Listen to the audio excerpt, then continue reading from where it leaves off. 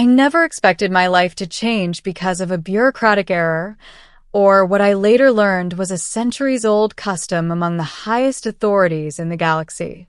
My name is Aaron Cade, a 24-year-old engineer from Earth. Up until a few weeks ago, my life consisted of long shifts at the orbital shipyards and dreaming about seeing the stars beyond my cramped station.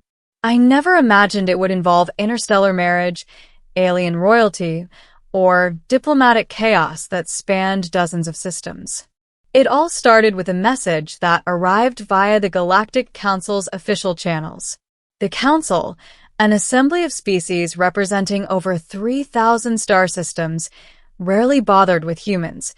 Most considered our young species too primitive to participate in interstellar politics. So when I opened a shimmering hollow message addressed to Aaron Cade, candidate for selection, I assumed it was a prank or some kind of promotional stunt. The message read simply, "The High Empress of the Lethari requests a young human consort. The Council has delivered the candidate. Prepare for immediate transit." I stared at the projection hovering in my small apartment. The High Empress looked impossible. Her image shimmered like molten crystal, her tall frame encased in flowing robes that reflected constellations as if she carried a miniature sky. Her eyes were deep pools of silver that seemed to look right through me, seeing the fears and doubts I didn't even admit to myself. Before I could question anything, my apartment filled with a sudden, vertiginous blur of colors. The floor vanished beneath my feet, and the air hummed with energy that made my hair stand on end. In the blink of an eye, I was standing in a colossal chamber aboard the Lethari flagship, orbiting a sapphire-hued planet whose surface pulsed with strange bioluminescent patterns. The Council had delivered me, just as the message promised. The meeting with the Empress. I was guided down a corridor made of a translucent material that seemed to breathe under my touch. I felt insignificant, dwarfed by ceilings that stretched impossibly high and walls that seemed alive. When I finally arrived at the throne room, the Empress was already waiting. She did not rise or acknowledge me with any typical gesture of royalty. Instead, her eyes narrowed slightly, and her voice resonated directly in my mind. "Human," she said. "You have been chosen to be my consort. Do you understand the gravity of this request?" I blinked. I think so. You mean marriage?" "Yes." The Lethari tradition is ancient. When an empress seeks a consort, the Galactic Council finds one. The consort must be young, adaptable, and human. You're the candidate. I opened my mouth, but no words came. I was a simple engineer, someone who built thrusters and replaced coolant lines, not a diplomat or a prince. And yet, here I was, facing a being whose power spanned entire galaxies. "Do not fear," she continued. "Your species is weaker, yes, but that is precisely why you are ideal. The Council wishes to maintain balance, and you will serve as both companion and symbol of unity. Refusal is not recommended." I swallowed hard. Somehow, it seemed that my choice was made for me. Adjusting to Lethari life. The first days aboard the flagship were surreal. I was given quarters far more luxurious than anything I had ever imagined, but I couldn't shake the sense of being an intergalactic lab rat. Every meal was a symphony of alien flavors. Every conversation a negotiation with beings who could manipulate energy fields or phase through walls. I was introduced to the court, the Lethari nobles, each more terrifying and majestic than the last. Their customs were baffling. Greetings involved synesthetic exchanges, where emotions were transmitted directly rather than spoken aloud. A single misstep could insult an entire dynasty. And then there were the lessons.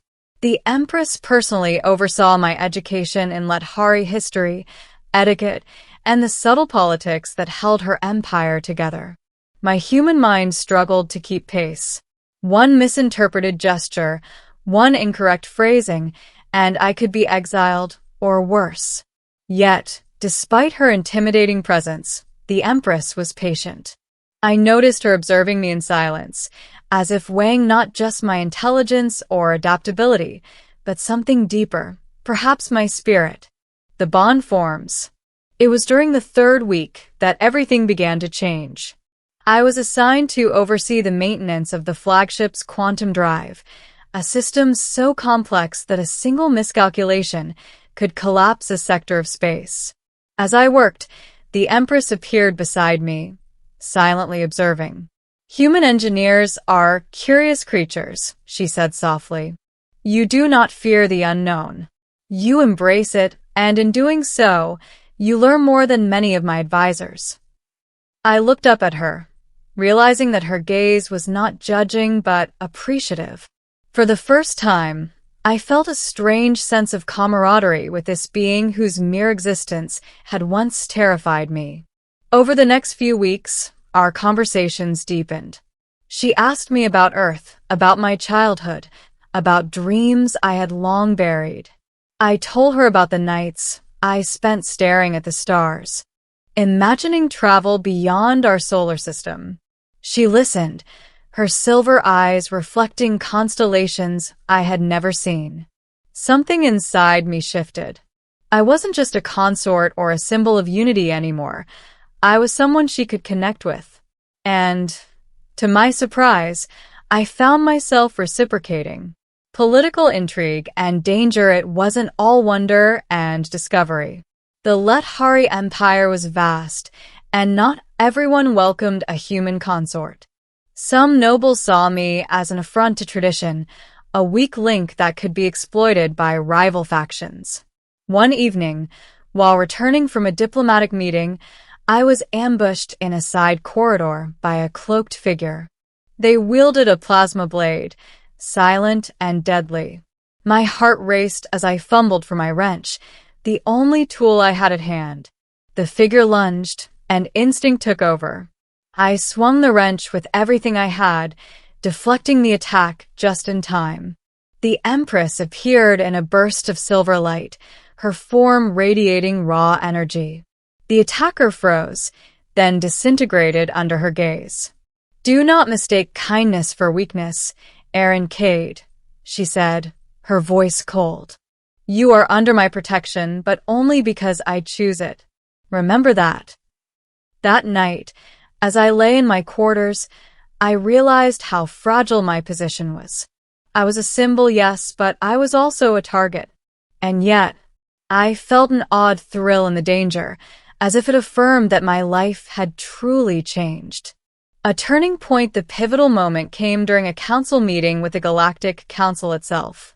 The Lethari had convened a vote to officially recognize me as the Empress's consort. I sat in silence, surrounded by beings from hundreds of worlds, all scrutinizing me. The stakes were immense, not just for me, but for the fragile alliances between species. The vote was split.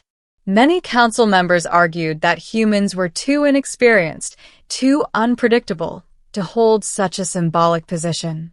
Others advocated for tradition, citing the Empress's desires. Tensions flared, tempers rose, and the chamber nearly descended into chaos.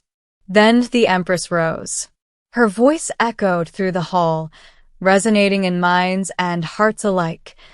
"Aaron Cade is human. He is young, yes, but he possesses qualities that many of you have forgotten: courage, curiosity, and the ability to see beyond the confines of custom. I trust him, and that trust should be enough." The chamber fell silent. One by one, votes shifted, and finally, the motion passed. I was officially recognized as the consort of the High Empress of the Lethari. The human touch with my position secure, life took on a different rhythm. I was no longer merely a visitor in an alien world. I was part of it. I shared meals, stories, and even laughter with the Empress. I taught her about human games, and she shared rituals that bent perception and emotion in ways I could barely comprehend.